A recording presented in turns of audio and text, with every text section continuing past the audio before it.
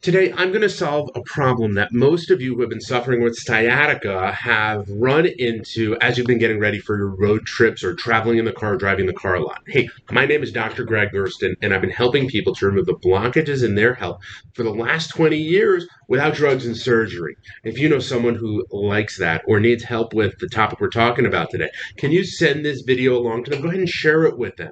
Also, if you like videos like this, go ahead and subscribe to our channel. We're constantly producing content like this to support you and your family in living a life of optimal health and well-being. Now on to how to make sure you can drive for a long time without breaking down or that sciatica getting irritable. So the truth of the matter is that there's one essential thing that we've got to make sure to do. And then there's a couple of other things we got to be aware of. First off, you got to understand your body and where you are.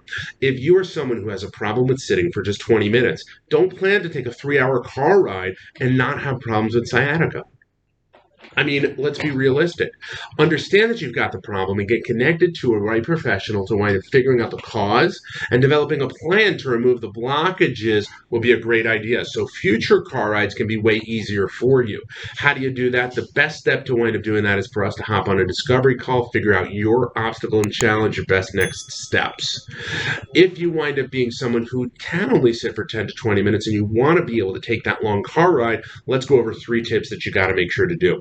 First one, you got to plan out breaks, right? You want to be able to plan those out just before you're going to wind up having problems. So if you're only able to drive 20 minutes, that's a really short trip you're going to take before breaks.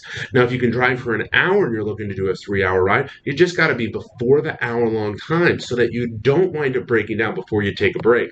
And I love to take a 5-minute break. I find that that's really great for people. You get up, you get out of the car, you walk around a few times. So maybe you go to a gas station, you walk around the pumps a few times. You maybe try to go to the bathroom. You don't need to get any food or snacks. You've just been driving for an hour, right? Pop back in the car another hour. If you're at a park or if you don't want to go to a gas station because you may wind up getting into the snack department, then maybe you stop and you walk at a park or a parking lot. You just get out, you walk around for about 5 minutes, you get back in, you keep going. The next step I love for folks to wind up looking at is understanding their lower back support in their car. So for most people, when we wind up sitting down in the seat, we put our back all the way up against the wall, and then our back goes all the way up against the back of the seat. There should be a good arch in there. And when you wind up looking at me, when I put my back flat against the back, you can see my head goes further forward, and I'm just in an uncomfortable position. Now I'm going to scoot my butt all the way back, and look how much further upright my head goes. This is going to be important for you guys to make sure that while you're driving, you got a good curve to support your lower back for as long as you can.